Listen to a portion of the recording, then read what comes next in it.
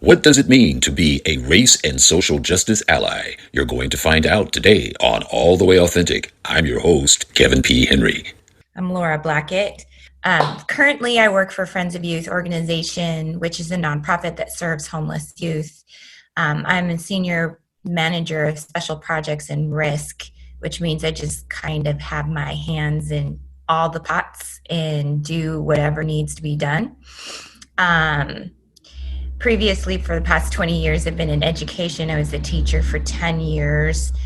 Took some time off to raise my babies, but still worked for the Latino Outreach Project for Washington State, for leadership retreats and meetings and assemblies. I'm trying to think of the word.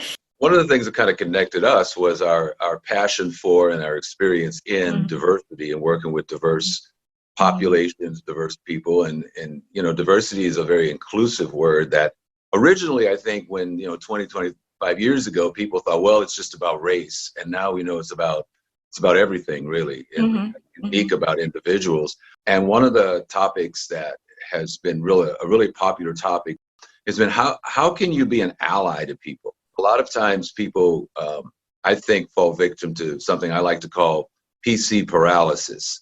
They want to be PC, they want to be respectful, but they get into situations where maybe something is said that's offensive, or they wonder, is it really offensive? Should I be offended?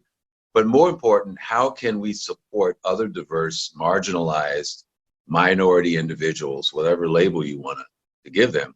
And I just want to get some of your thoughts on that. It depends on what you're talking about, what suggestions I would give. If you're talking about an entity or an organization, then right now we're kind of in this pivotal place where it's just beyond anti-bias training, anti-racist training. They're showing that only works so much. To really impact the culture of an organization, you really have to make structural changes. You have to have it in your HR policies. You have to have it in the way you evaluate people. That is very Eurocentric and biased in just the way we define what professionalism is considered.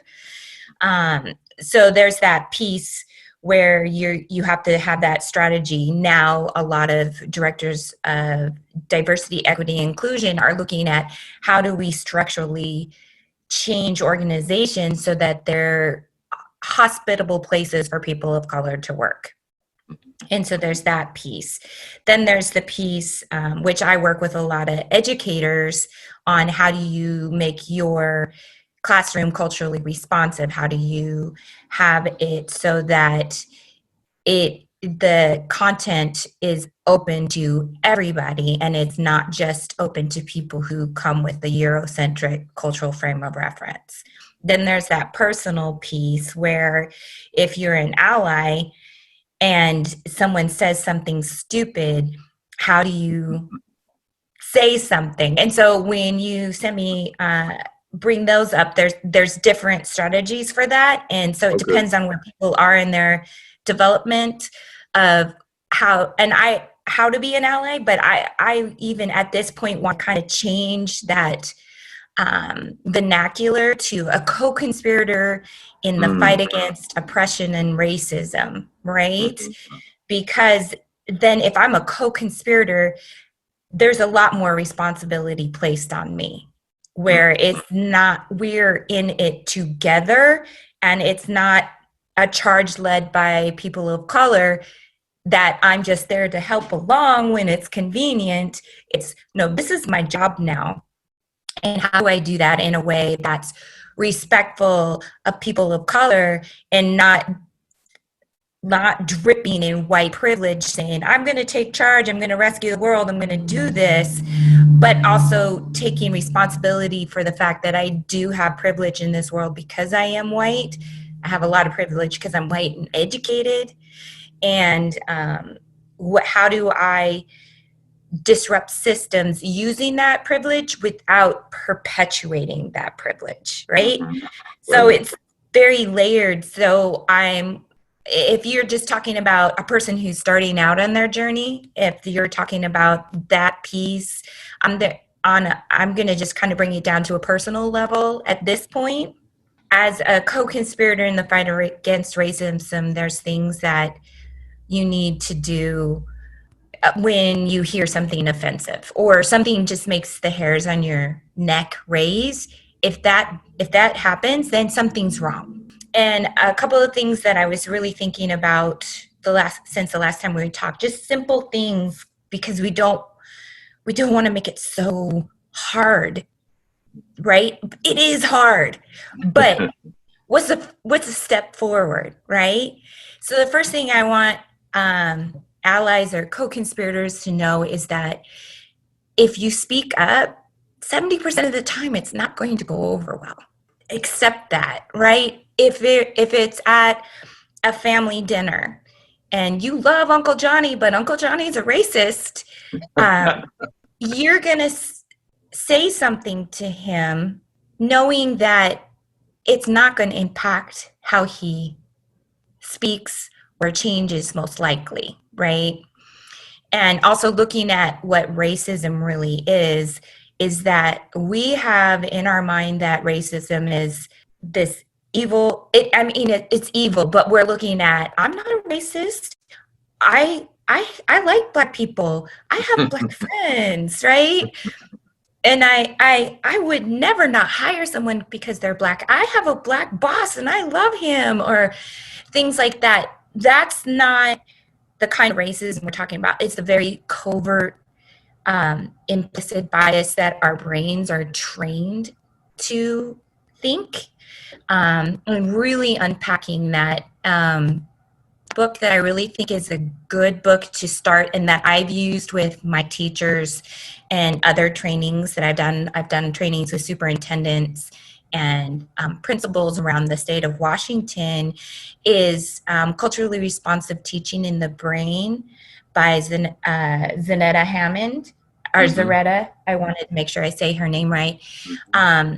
They're really understanding your own culture first, understanding how that impacts how your brain works, understanding how your cultural frame of reference just really forms the way you view the world, how you approach situations, how being white in America does have its culture. It's very varied, like every culture, but there's an underlying current that is similar, that gives us access to content in classroom, gives us access to the culture of business, gives us access to the culture of the grocery store, just everyday dealings that give us access to just the dominant culture.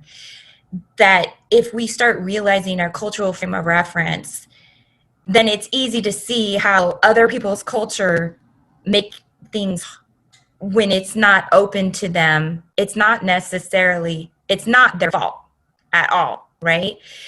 And that's a thing where my teachers were like, just light bulbs went off everywhere, how they understood how the way they just had something as simple as the job chore board structured was very Eurocentric and wasn't hospitable or open to a lot of their children that come from communal type cultural archetypes, which is a majority of our children of color. And that's also another thing, is that you don't have to sit down and find out all the nuances of a culture in like 1 week when you have 29 different cultures you're dealing with. No, look at the cultural archetypes and the generalities and the juxtapositions of that with the very individualistic cultural archetype that is white America. And there's different varying degrees of that, but that helps you kind of break it down, that piece. So I always started with that, when people could understand that their own culture impact so much of their brain development, and how when you get stressed, you go right into your implicit bias, then it's a very natural, easy step to start looking into racialized structuralization, right? And then implicit bias, and then it's not like this huge shock, right? So if you really look in the brain science, and I know my white people really love science and data and And that's me. That's how I cope. That's how I research the hell out of stuff, and really unpack that piece. So that's one way I think you could start really understanding your own culture and the nuances of it and how it breaks down to view things. Another thing I was thinking about was when you have a gut reaction about something and an interaction with a person of color or a gut reaction to call CPS or anything like that, step back and check it, right? Because a lot of times your gut reaction is informed by your implicit bias. Your implicit bias was formed by your cultural frame of reference, which is formed because you're white American. You can't get away from implicit bias if you're white. It's scientifically impossible, right? We are raised with that. It's in our lizard brain. So when you have a gut reaction, instead of come back and go, okay, is there some implicit bias that is going here? I did a lot of work with my white female teachers, especially dealing with Black moms, because the way Black women and white women communicate tend to be a little different. And white women didn't know how to maneuver that. And it's also, they would be scared to call the Black mothers because it would be very direct, very forward speaking. And I'm like, they're not thinking anything different than any other mom, except there's this history of oppression and racism and not being able to trust teachers or the school system. They're protecting their child. Even though a white woman would communicate that in a different way, the intent's the same. And I would say, what's your gut reaction? Why are you afraid of this mom? And have you even spoken to her? Do you know how she's going to speak to you? What's your implicit bias? Why is this coming up for you? I'd be more than happy to step in. But that means that relationship is going to be built with me and not with you, and I take your power away. Well, you mentioned, I'm sorry to interrupt you. Go ahead. Because you've answered about 5 or 6 questions I was going to ask you just right in this last, get me monologue. going. Well, you mentioned it's a very multi-layered topic anyway. Yeah. I think that you've touched on some really key points. One is you just mentioned that, there's history here. There's history between the races, between, the gay, lesbian, straight community. I mean, so when somebody walks into your office and they're a client or a student or whatever, you can't just resort back to this default of, well, I don't see color. I just treat everybody as individuals. I treat everybody nice. And if I just do that, that's all I need to do. Because there are preconceptions, there are history, there is a lack of trust very often with you mentioned the education system, but also in the medical and especially with the police. I mean, I think a lot of the police altercations that have escalated have been because there's things on both sides that have not been examined. You mentioned another key point, I think, and that people need to look inward before they look outward. And I'm sure you've run into this in my past and working with nonprofits. A lot of times I would be brought in as a consultant. It's like, well, we want to do outreach. What should we do? Let's have a celebration and honor Dr. Martin Luther King or have Cinco de Mayo or whatever, and then check the box and move on. But what I'm hearing you're saying is that it's a new mindset. It's a commitment, an ongoing, lifelong commitment. It can't just be something like raising your kids. You don't just discipline them or interact with them 1 week and say, okay, I'm done. I don't have to talk to them for another month or so or deal with it. If that was that easy. It's an ongoing commitment, and you got to be willing to be uncomfortable. Like you said, Uncle Bob is saying racist things at the Thanksgiving dinner.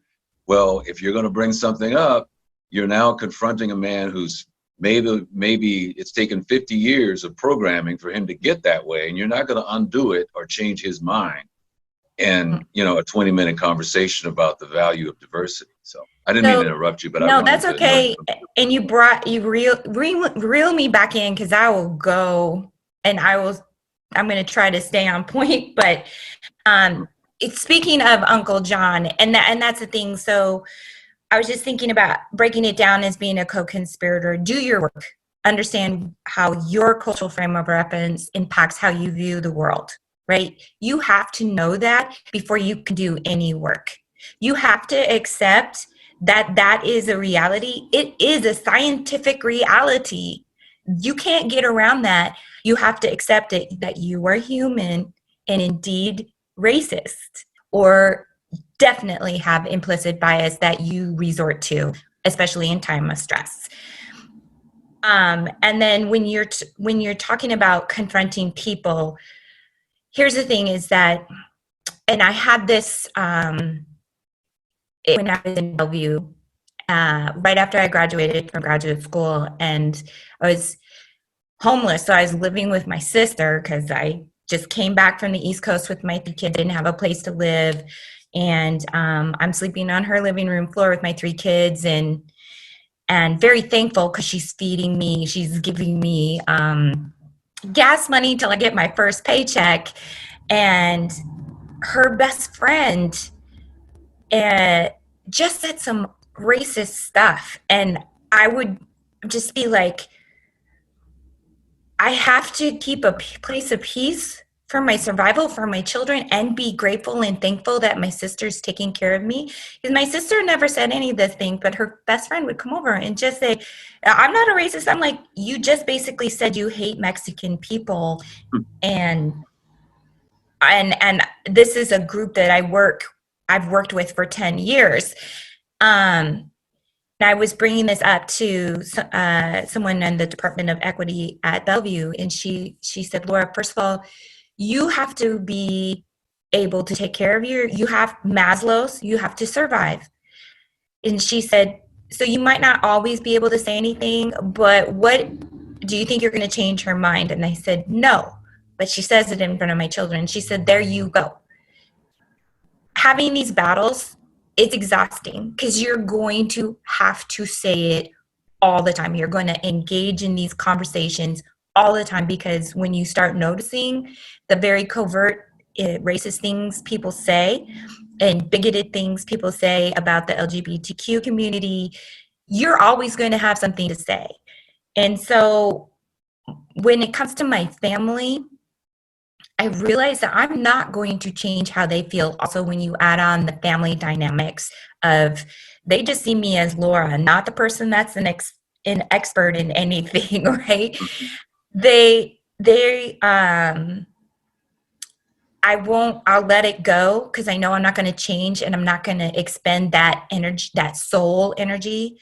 But if there's children there, even though I know I can't change that person's mind, the children are going to be hearing what I say and observing how I said something, even though it's not going to go well.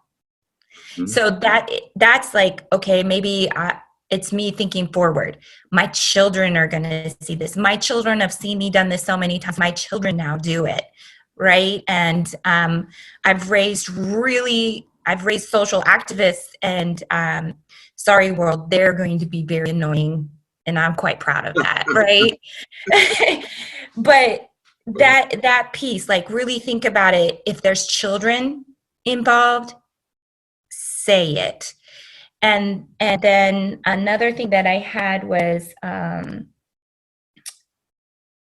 had written it down for things about and then also just a way to start, if you're really just thinking, having these conversations, what are the things that come up the most with people? What do they say? And just have a few pieces of data, because again, why people like their data, they like their research. Mm-hmm. And then you also feel you're armed with something other than you just know it's wrong. Mm-hmm. To say that to them. Yeah. And sometimes if it's just you and them and they're saying something, then just let it go. Or if they say something in front of somebody, you have to gauge whether you, I had just recently a white man just talk about how he felt like he could talk here, where he came from an organization where his voice wasn't heard and they were so into equity that they shut his voice down. And I sat there and I was like, you've got to be kidding me, because you are always the first one to speak and you always have something to say. And okay, anyway. But I decided at that time, embarrassing him and calling him out in front of 50 people wasn't the best thing. And then the people of color in the room were kind of like rolling their eyes and they didn't want to say anything again. So I did circle back around and talk to him privately about it. And I also let the people of color know that that's what I was going to do. And also a check-in is, am I overstepping my bounds? I'm going to check him, a white woman to white man.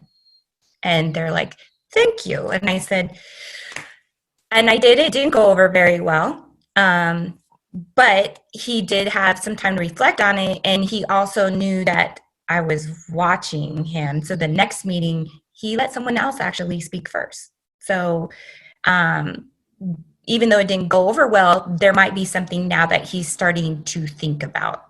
And it's a small win, but someone else got to speak. Well, and there's a feeling of some type of accomplishment.